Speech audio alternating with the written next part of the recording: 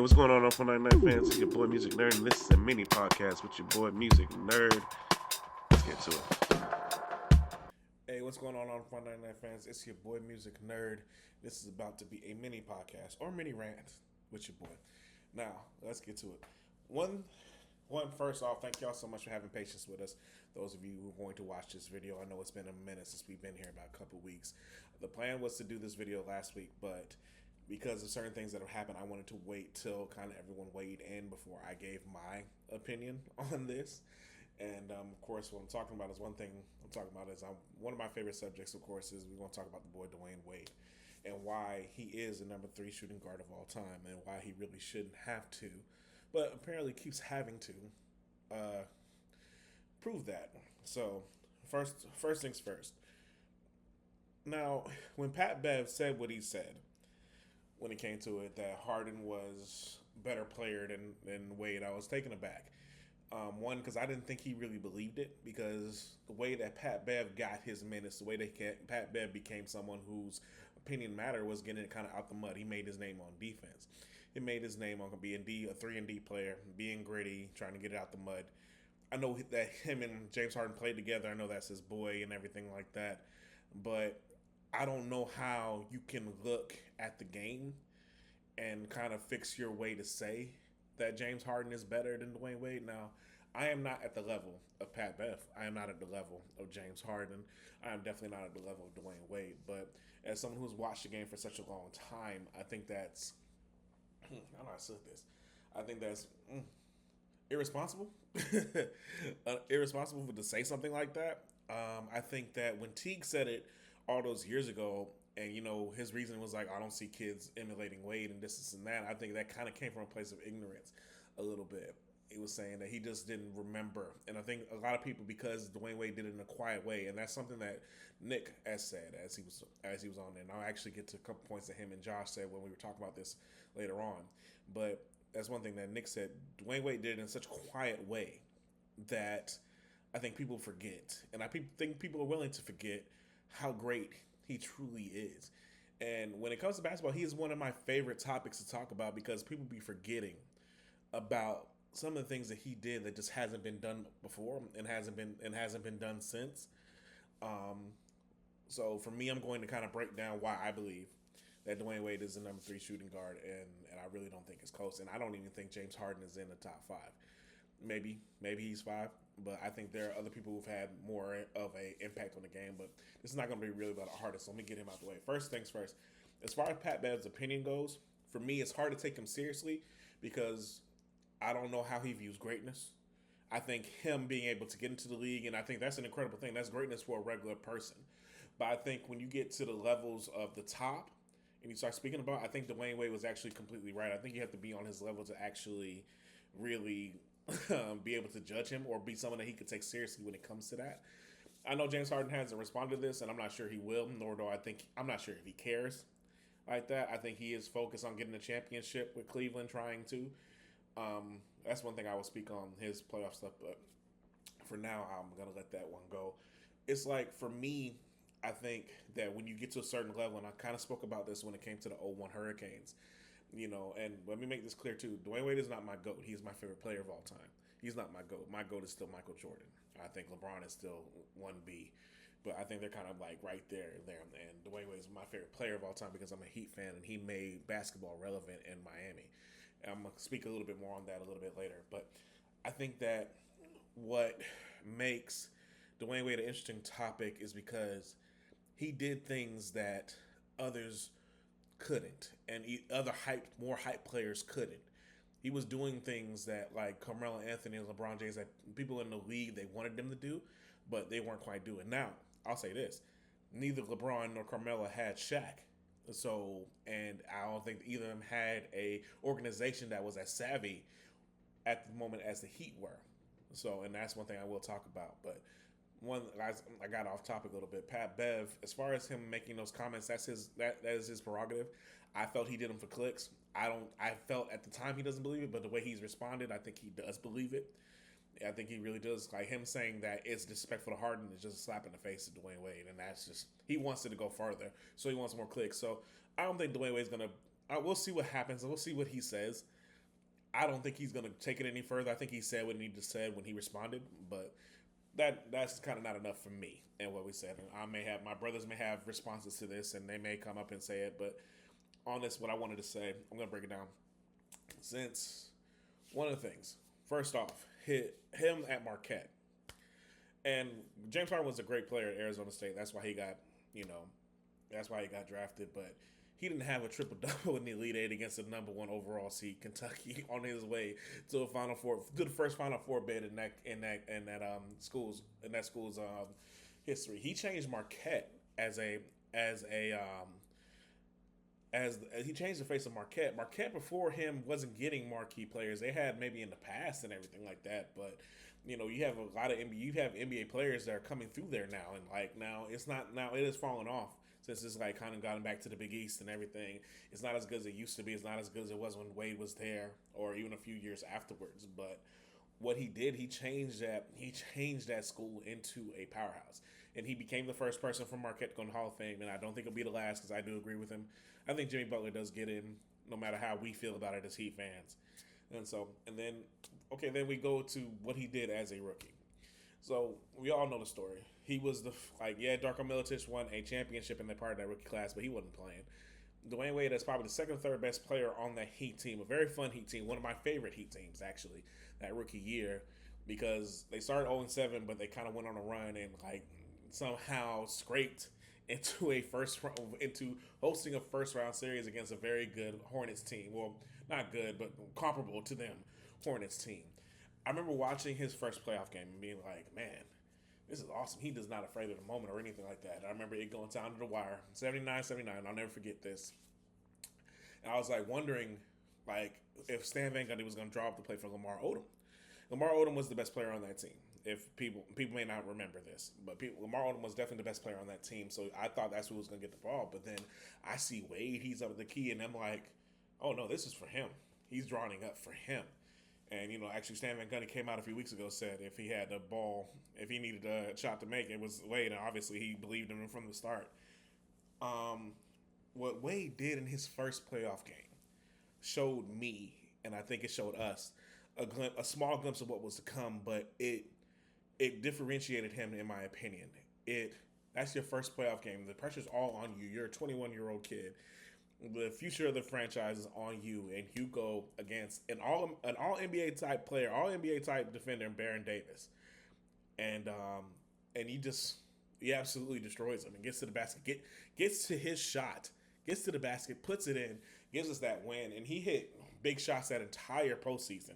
Elevated his play, and I think that just showed us what he was going to do. He's going to elevate his play into the postseason. Then you get to the second season. And while during the regular season, Shaq was definitely the best player on it. He was the MVP candidate, but the leading scorer on that team was Wade. Wade was definitely coming into his own. He was flash. He was everything that needed to be. This is a second-year player on a number one seed, and also too, it wasn't a close number one seed. That Miami team was on roaring from go. The problem was injuries in the regular season and playoffs. Wade got injured. Shaq got injured. You kind of have people playing on one or two legs, and yet they still pushed a very good Detroit Pistons team to 7 games, a defending champion Pistons team to 7 games in the Eastern Conference. Had a 6-point lead with minutes to go, but, just didn't have the offense to put it together. And then, you get to third year. And third year doesn't start off well. You make the trade, you get Pat Riley down there, then everything changes. And then the playoffs. Everything you see from him, from Wade, as you can kind of see Shaq kind of fade in the background. Now, Shaq still had some great games. He had a 2020 game against Chicago. He was great in the Detroit series and everything. But Dallas, they made it clear that they were going to take Shaq away. And I think the first 2 games, you kind of see them trying to hold on to that, even though Wade played well, I guess, the first 2 games. But Miami was still trying to play it through Shaq, and then you see that mindset change in Game 3. And at first, it's oh, this is great. We're getting on the run. And one of the crazy things about that playoff series is Miami had won every game that they were leading at half. They lost every game that they weren't. So each of those 4 wins, they were leading at half. So that's what people forget about that.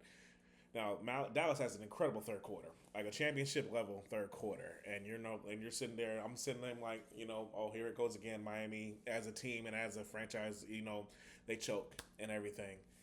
And I'm sitting here, I'm like, man, God, dog, I can't believe this is gonna happen. And then down 13 in the fourth quarter. They come out and like Wade hits a bunny, hits a mid range, then hits a three, and you're like, oh, okay, he's hot now. It's within single digits, and all of a sudden he's getting wherever he wants. All of a sudden he can't be stopped. He's getting all of his spots. He's getting to the basket. He's getting to the mid range. He's hitting everything. All of a sudden it's like you just have this barrage in the playoffs of this man who's just getting to everyone at once, and you're looking around and like, this is the best player on the floor. You have all NBA players and Dirk Nowitzki on the other side. You have Shaq on this side. You have Hall of Famers and Gary Payton, Andre Walker. um,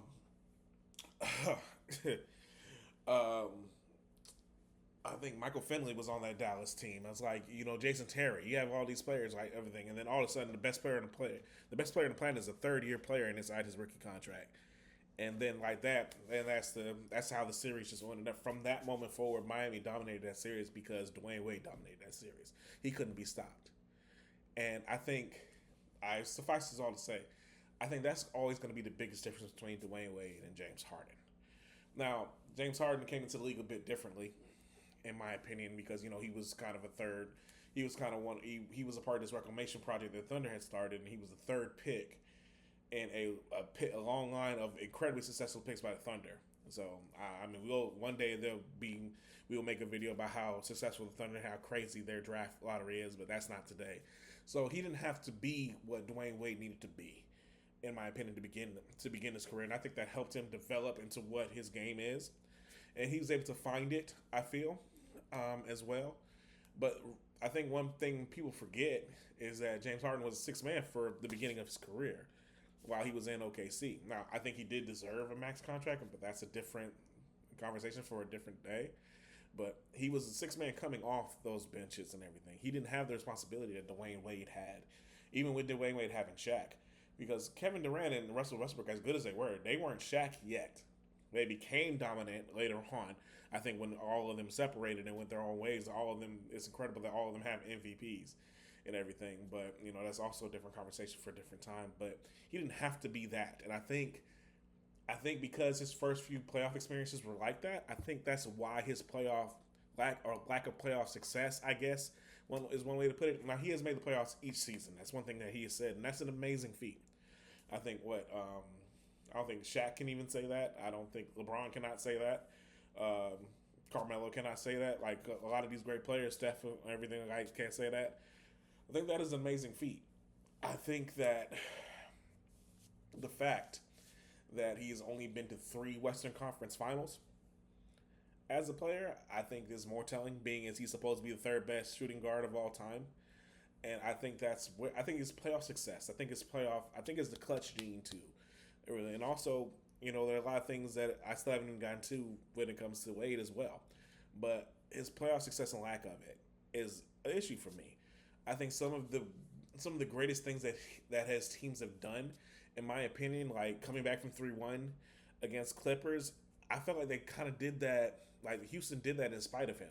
Because remember in Game 6, when they were down by 15, he was on the bench when they made that incredible run to come back and win that game and steal it from the Clippers. It wasn't because of James Harden that they were able to win that series. And of course, him being the leader of that team and everything like that, he has to get that credit for it. But it was more Josh Smith. It was more Corey Brewer playing in that game in Game 6. That was what changed that tide of that series. Now, also the Clippers being the Clippers and Doc Rivers being Doc Rivers, Blake Griffin being Blake Griffin, Chris Paul being Chris Paul has a lot to do with it as well, as he found out when he teamed up with Chris Paul and the Houston Rockets a couple years later. But I think in the end, winning has to stand for something, and also defense has to stand for something. You're never going to accuse James Harden of being the best defender in any type of category, and it's undisputed Dwayne Wade is the best shot blocking guard of all time. Maybe behind Jordan, maybe not. He may not be as tenacious defensively as Kobe became, but he was just as good and everything. Steals leader, 1 year. Blocks. Like I said, he has the most unique season of NBA history in the 08-09 season after an incredible Olympics run where he was one of the best players on the team, if not the best player on the team, because he was the leading scorer on that team. We're talking about a team that had Kobe Bryant, LeBron James, Dwight Howard, Chris Bosh, Darren Williams, Chris Paul, Jason Kidd, all of these guys at the height of their powers, and he was the best player on the team. That's another thing, too. Pat Bev said that James Harden played harder players. James Harden had to play a prime AI, a prime Jason Kidd, a prime Vince Carter, prime Richard Jefferson. Oh my God, a prime Richard Hamilton, a prime Detroit Pistons, that five. He didn't have to get through them to get a championship. Now he had to get through the Spurs, but they weren't the prime Spurs and everything. Now also Dwayne Wade had to get through the Spurs as well. Harden didn't have to go through the Celtics at their prime either. So, like, yeah, you have tomatoes. Don't get me wrong. There's a lot of hard teams in the West. It always has been, always will be. And having to get through Durant and having to get through Westbrook when you became people with them, and then the juggernaut that was the Warriors. Yes, that's hard, but we differentiated. And I hate people trying to make those points and stuff like that. Everyone has their hard times. Each era had their great players. Now the East has always been historically weak and everything like that, but the players were never that. The players were always great. So the Heat never really had an easy one and an easy time. There were players that you had to get through, champions that you had to get through. And so to say that, oh, you played against harder players and this and that, that's just ridiculous. And the whole 3-point percentage thing, 29%, if that's your whole thing, I think it's more impressive that he was able to score as many points as he did without shooting the three. So, it kind of points to counterpoint to that. But when it comes to him being one of the most unique players to ever live, his 08-09 season after the Olympics is still the most unique season in NBA history. 2,000 points, 500 rebounds, 500 assists, 200 steals, 100 blocks. The only player to ever do that in a season. Still, even 17 years later. 17 years later, he's still the only player to ever do that in a season.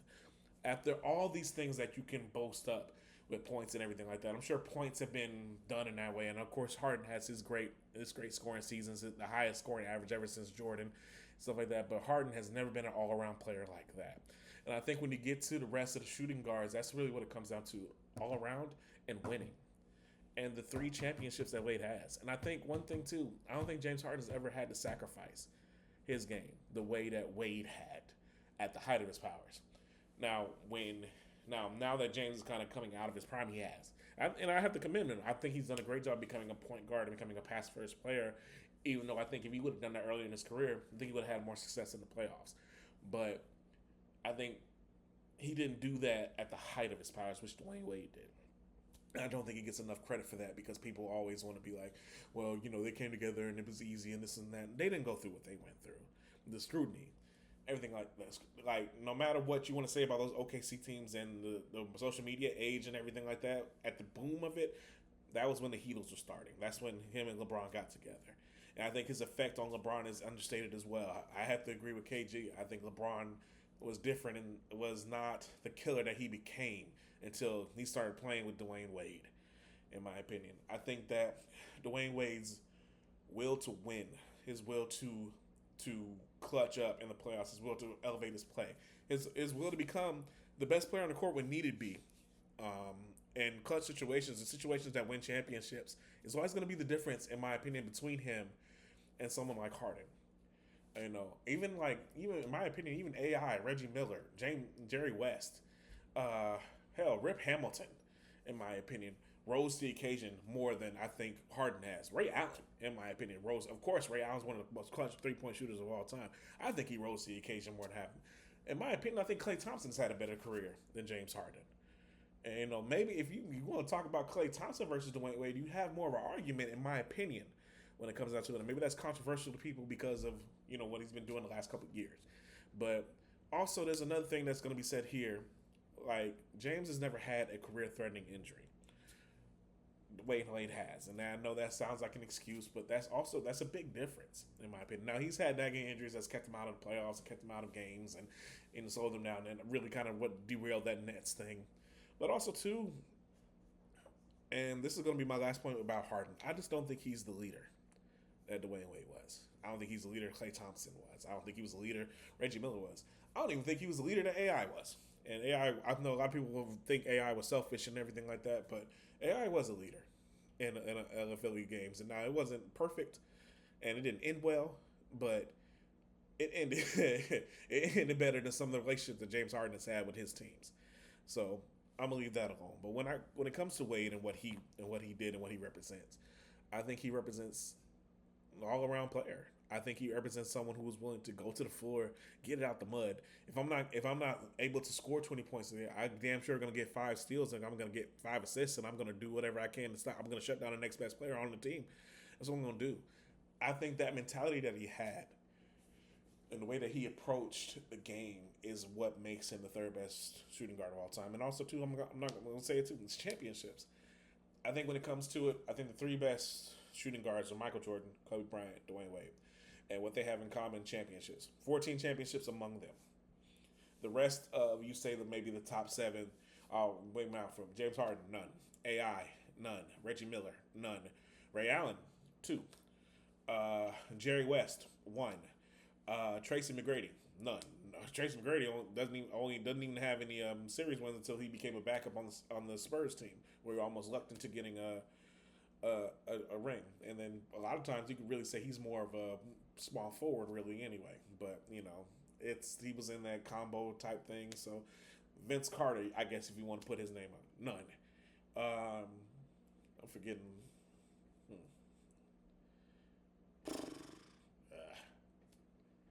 Well, yeah. If I digress when I come into it, all of them combined right there for about 3, compared to the top 3 that have 14.